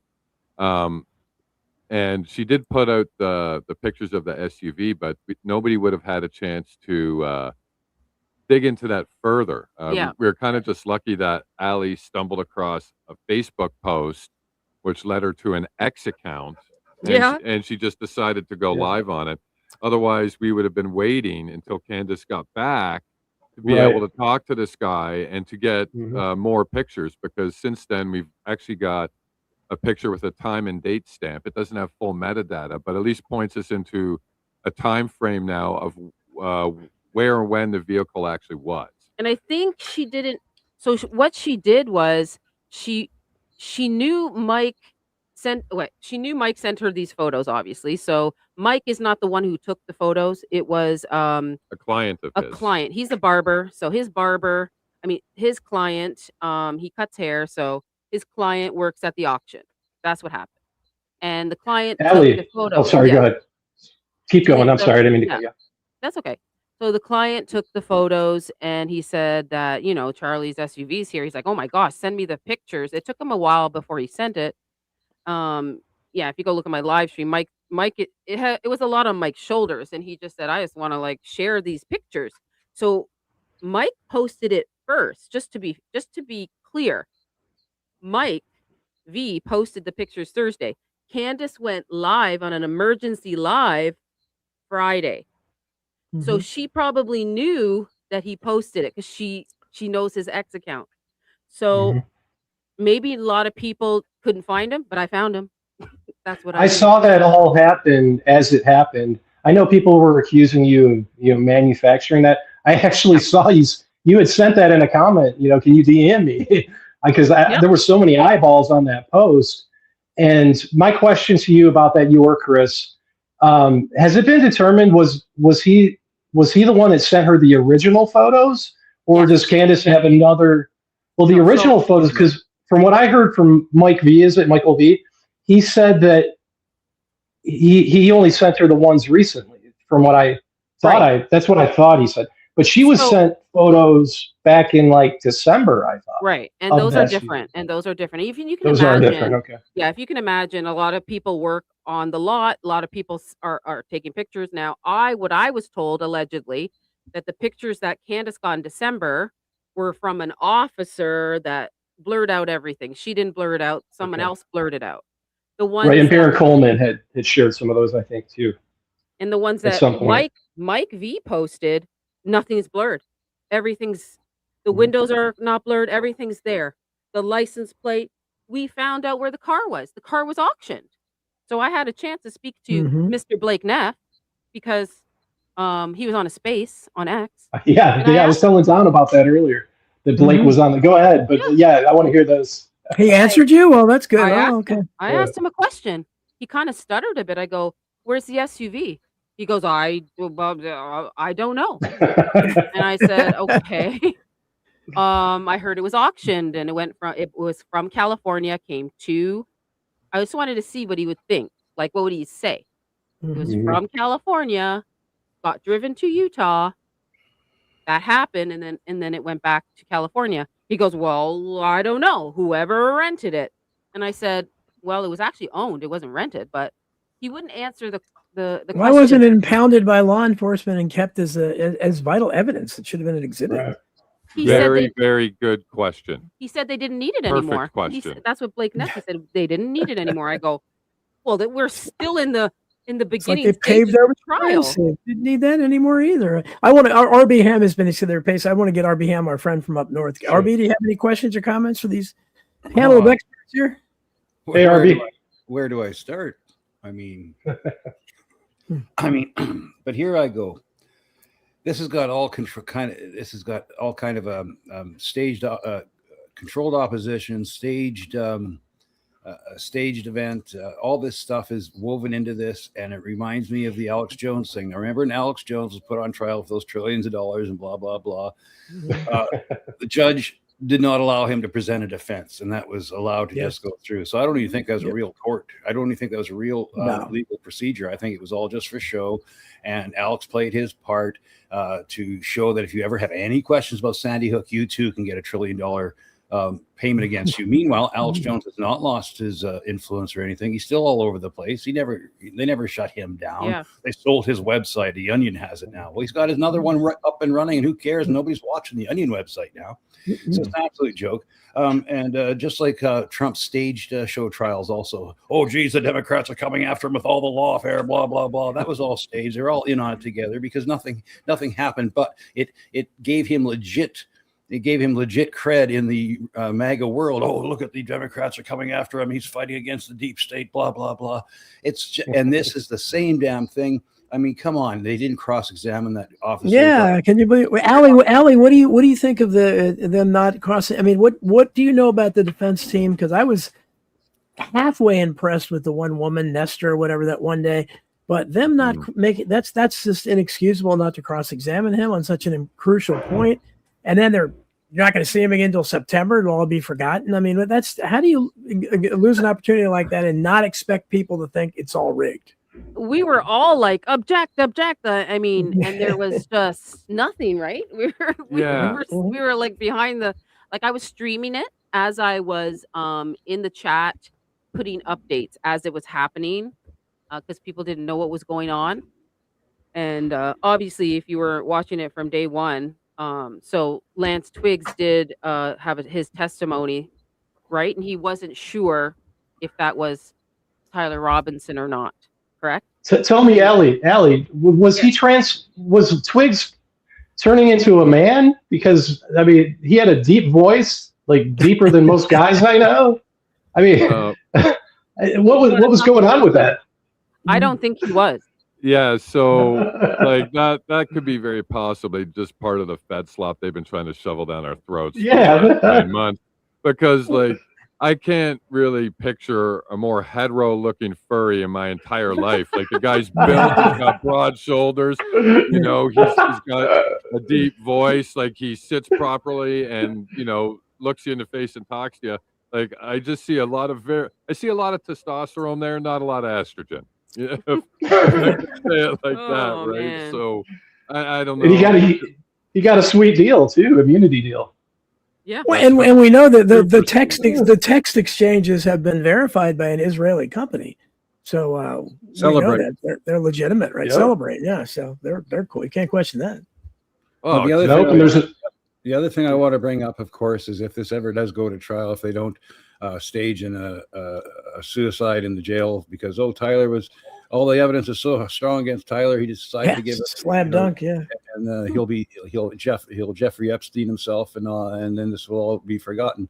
And all these right-wing influencers like Jack Posobiec, I was there, I saw the shot taken, he's guilty, death penalty. Yeah. Meanwhile, I don't know if you saw Brandy Siciliani said, I was in the courtroom today. There is no high quality zoomed in footage showing anyone taking a shot. The video shown is the same distance as the footage of Tyler, in brackets, jumping off the roof shown in this screenshot. I have no idea why people are claiming otherwise. They know the video isn't going to be released publicly. So they're misrepresenting what was actually shown in court. They're doing the trial they're doing this trial on X and social media.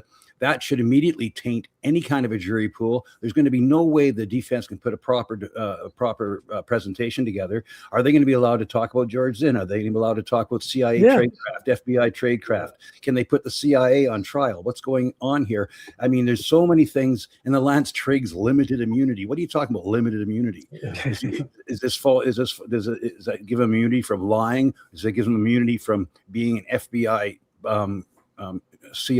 FBI/CIA crisis actor getting paid? Are we even allowed to ask these questions? There's so many holes in this. It's just not right. Oh, I had a chat. I was trying to, because we have so many people on there. The Bronx Stomper had, I don't know if I can find his comment again from the chat, but he was talking about a bullet found. He interested, I think he said it was I heard that they talked about that another bullet was found on another roof, and they claimed it was a police officer. So of course they don't know who the police officer was. They didn't keep the bullet. I mean, all kinds of standard operating procedure, but Bronx Stopper had indicated, I think it was a 22 or Bronx Stopper. He put it in the chat again, and then it was like, he thought it was on the same rooftop where Tyler was. I don't think that's true. Were there two of these cases? Or there's one on the other roof? Was there a bullet found where Tyler was? Well, Officer Bagley, I believe he was the first one that was asked about that by Kathy Nestor. 223, yeah. Okay. 223? Yeah. And that officer, he's the one that said he turned on his body cam right after the Big Bang, and then about a half hour later is when he went up to the Losi Center, to the roof. And when he got up there, right before the supposed screwdriver was found, the battery on his body cam died. Yep. How convenient. Very convenient. How convenient. Incredibly amazing. And those things last, I've looked into it, at least 14 hours. Yep. And his died within, I think it was 27 minutes. But he was asked about that. I think he did too. He was asked about that bullet that you're talking about. And I believe it was also Agent Brian Davis was asked about it. And he also said that it was ejected from another officer that was on that building. And we didn't think you should keep, or finding it. Just like they found that empty holster too, didn't they find an empty holster? Oh yeah, Bagley said there was a holster on the car. Oh, and the guy that he went up to the roof with that said he was a police officer or something of that nature. We don't know who that is either. We have no idea who he went up on that roof with. With the gun in the woods, they don't have a video footage of that either. No, apparently they don't have. Yeah, somebody pointed that. Yeah, the body cam fell then too. So, and also Andrew Colvett had posted a video on TikTok, and he's all talking about, the Turkey Tom and Lance Twiggs. Yeah, he's all about. Yeah, the Turkey Tom video. Yeah, where somebody pulled out their camera and literally went through Lance Twiggs' diary and was filming all the pages of it, and it looked like the place had been turned upside down. Like that was probably that video was probably taken after they went into the police went into that apartment. Sorry to cut you guys off. In my personal opinion, I think it's all slop. The drawings and all this stuff. It's like, why is Andrew Colvett pushing? He said it just yesterday. You should go watch this video on Substack and go look at the pictures of the drawings. And I'm like, why is he saying this? Is Lance Twiggs their second scapegoat? Like, I'm not sure what's going on here, but I'm not buying it. And the vibe, my internal, woman vibe right now is going, something's not right with Lance Twiggs. No. And I think that was coordinated. I think that was coordinated with Andrew Colvett and then with Blake Neff as well going into spaces. They're up to something, I think. By trying to act like they really want to get to the bottom, they want to get to the truth. I want to make sure. I'm sorry, go ahead, Joe. But I just wanted I wanted to quickly ask because you guys know more about it than me, best. But when they introduced this evidence that the defense didn't want introduced, I guess about the Twiggs talking about the text exchanges, do they have audio supposedly of Robinson himself saying these things, or is all the testimony Twiggs recounting what he said? I mean, is there any audio of him saying it or not? Well, Tyler didn't. He invoked his fifth. So Tyler did invoke his fifth at 6:25 p.m. at the Washington County Sheriff's Office, according to the court transcript that we have through the discovery documents. It's on video. So anything he said after that, it really doesn't matter. It's not admissible. And he's not testifying at the preliminary. He's not testifying at all. No. I did just want to touch back on the Turkey Tom video. So I just want to point this out. If Andrew Colvett is telling us that we should go watch this video, first of all, that's already sus. Second of all, when you actually go watch the video that he actually tells you to, it actually makes Lance look like an absolutely, completely horrible witness. He's not credible at all. He's got mind problems. He doses shrooms all the time. He goes on rants in his house, destroying it. He lives in a cesspool of filth. And this is going to be the key witness. I don't know why he would do that. So that sort of reinforces Ali's point that he's a part of the slop in this too, because he's not a credible witness if you go and look at those videos. He was a pretty messed up kid. He may not have been a furry, but he wasn't 100% credible as a witness either, right? It's their backup. I've heard his family's coming to some money too. I don't know how true that is, but I've heard some. So yeah, Barrett Holman, I think, said something about that. Ali, I'm interested. What do you and Joseph think of the? Because again, we hear so many things that the people in X are bragging that Tyler's mother said he did it, or his father said he did it. All his family said he did it. The mother's helping with the prosecution, and yet you have Candace Owens and everybody. As far as we know, his family privately, we know his grandfather, Steve mentioned earlier, said they thought he was framed. Thinks he didn't do it. Do we have any idea? Are they still standing behind their son, or are they going to cooperate with the authorities? From what I heard, allegedly, now we talk about the grandfather, but we're talking about the parents now. They say he didn't do it. So that's I've heard this allegedly. I don't want to quote it, right? But Right, through diligent denizen, he posted those texts that he's in communication. I'm not going to say who it is. I think I know who it is, but they're a very, very close relative to the parents, and they've come out and said that that Tyler never said that he did it to them, and that they only helped him surrender because they were concerned about his safety, because they didn't want him, to die in like a police raid or something. And I think that was probably the plan. I think that they were gonna, get rid of him, like in a shootout. Maybe. Yeah, and I think the parents were like, "Let's get you to the sheriff's office right now," and just for his own safety. But the text messages that Diligent Denizen on X that he put on his X page, that relative says the parents don't think he did it. He turned himself in the afternoon of September 11th, and that he never confessed to the parents. Yeah, Sorry, Twisted Allie. Pistols is insane about the text messages. What you guys, again, Twisted Pistols. They've been verified by an Israeli company. Come on, what else do you need? So do we think? And you saw how they were scripted, the way they were, the text of them were so Hollywoodish. Nobody talks like that. Are any of these texts real? What do you guys think?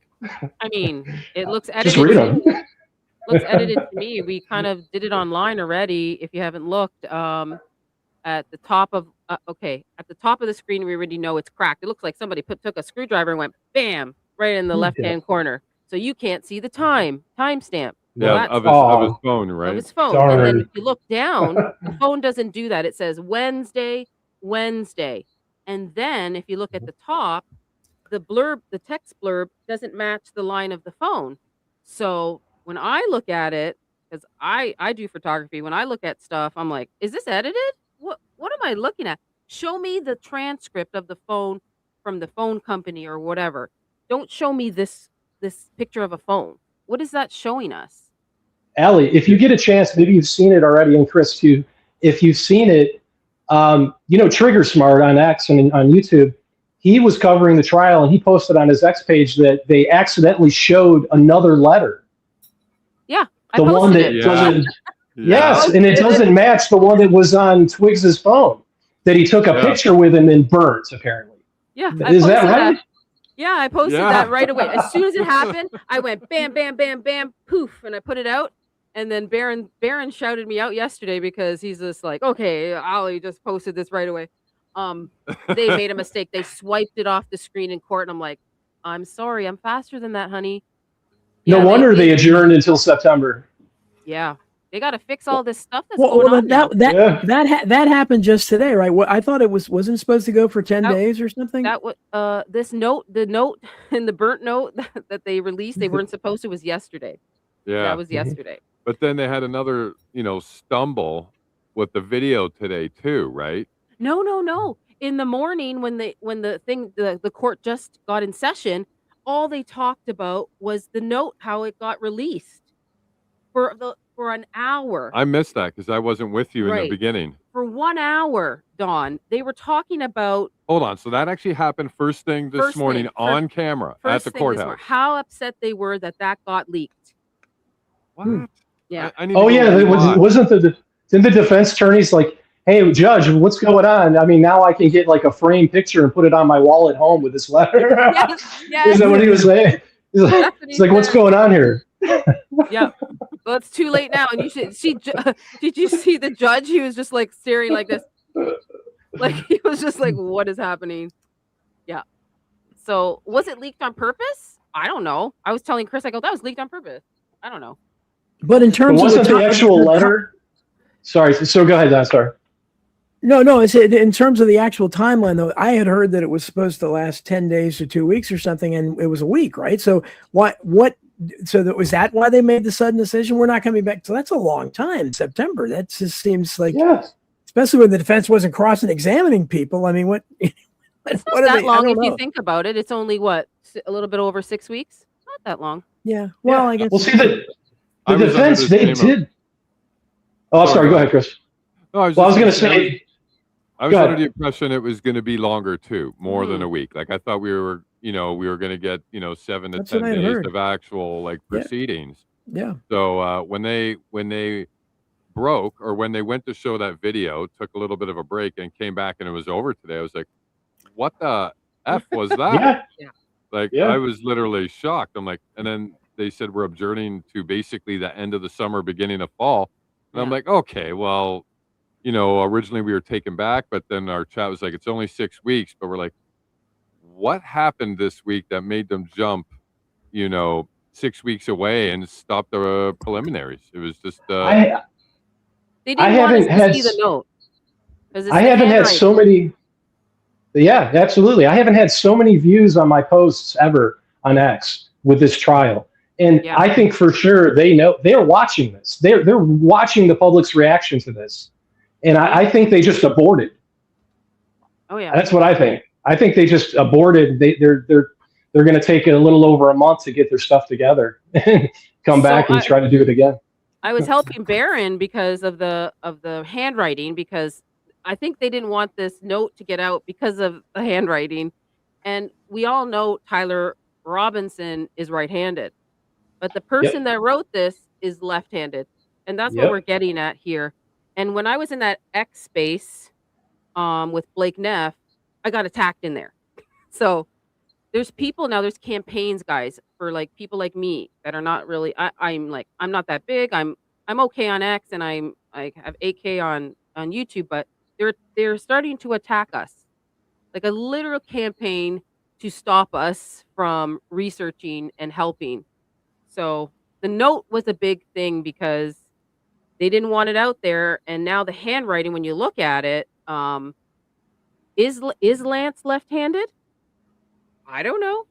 I don't think We can't cross-examine him. We can't ask him because he just gave a pre-recorded interview. Yeah. Yeah. I was wondering, did they reveal when that was recorded? Did we get that information? Well, the first one, he gave one. Apparently, he gave one the next day that was recorded, but they decided not to use that one, and then they recorded another one with him. I think in April. I think that's the one we saw that they. So that was. So the one we saw was from a couple months ago, then. If that, yeah. Okay. Yeah. All right. Interesting. And you can see how much longer his hair is there. If you remember the image that somebody got when he was at a gas station, it was much shorter. So I wonder how short his hair was actually the day of September 10th. I don't know. I think his alibi was that he slept in until noon or something that day. So he had no idea I don't know if he even has an alibi. So I'm wondering if that was actually Twigs and all that footage that they show of somebody walking around the campus at UVU. I don't know. I don't know. The one at the gas station does not look like him. Twisted Pistol says the texts are a literal confession, yet his defense did zero pushback on their authenticity. Is that true? I think they didn't address it, but I also think that they're not going to address that till trial. Yeah, they're not addressing a lot of things, guys. Like certain things you need to address now, but that, I guess, this would just be my guess, that the defense sees that as such an easy thing to rip apart that they're just not going to bother. Save it for trial, destroy it if they bring it up, right? And So you guys haven't lost all confidence in the defense. You think that he will have a defense? Because I have no confidence in him. But well, I don't know. After they didn't cross Agent Davis today, I don't know. Honestly, what do you guys think? I'm not saying we have full confidence, but we haven't lost full confidence, if that makes sense. There is strategic options for not throwing an objection at everything, because if you do, then you got to spill your hand. You got to tell them everything you know if you object to it and why. So there could also be reasons why maybe they're not willing to do that on certain topics yet. Let the prosecution lay out their cards and then save it for. Yeah. No, that's a good point. That's a great point. Yeah, I mean, maybe that's right. That's what's going on. Yeah. Because like for some of the things, like the text messages, like I think it'd be pretty easy to kind of destroy those. But I'm surprised they didn't object more. For example, the example you just gave was the other agent there today. I think they should have put back on that. Yeah. I mean, how here it is right here. Here's the booking sheet. How hard would it have been said, Agent Davis, why does your booking sheet say you arrested Tyler at 10 p.m.? How hard would that have been? I mean, then we'd all know. Yeah. Yeah. Something like that, I feel like they should have pushed back on. But if it's like a detail like the text messages that, is probably going to be ripped apart pretty quickly, especially considering you can question their entire chain of custody because they were torched and it was a screen grab and blah, blah, blah. We've talked a lot about. I think that would be something that you'd probably be able to tear apart later. But if you're not going to cross-examine like a critical witness like that beforehand, then you can't quite say, oh well, we didn't have a chance later on when you clearly had a chance to do it in this setting. Yeah. Well, Matt asked in the chat, how can they be sure that Lance wasn't signed on his account? So they should be wondering, somebody was obviously signed in, texting, making that incriminating statement or whatever he said. I mean, to me, that's an area. It could have just been a practical joker maybe, but they had access to his account, right, to do it? And he was in, Twig said he was in that Discord. So, yeah. And if the defense already has the Discord logs, right? Then that might be something they're like, no, we're not going to worry about that because we've already got it debunked. Well, if they want to put a whole bunch of faith in that, then we'll destroy them at trial. Like, that's my opinion of that stuff. Because, like, because wouldn't that instantly discredit their star witness? Like, I mean, if they could prove he was in there trying to frame his friend. I mean, absolutely, but I think they would still have enough other evidence to push it to trial anyways, because I don't see there's any way it's not going to go to trial. Just because of the state that it's in, there's no way it's not going to. So when you already know that as the defense, maybe you just don't want to tip too much of your cards. Like, you want to push back a bunch, right, just to show you're not going to roll over. But I think there is a certain amount you would want to keep to yourself. But like, again, like how we've already talked about, I think there's definitely some angles that they should have pushed on and didn't. Yeah, I agree. What do you guys say? I wanted to get your opinion. Do you think Tyler Robinson is safer where he's at now, or if he were to get bail while he's awaiting trial? Oh, I think there would be hell raised if they gave him bail. I think the Republican Party would erupt.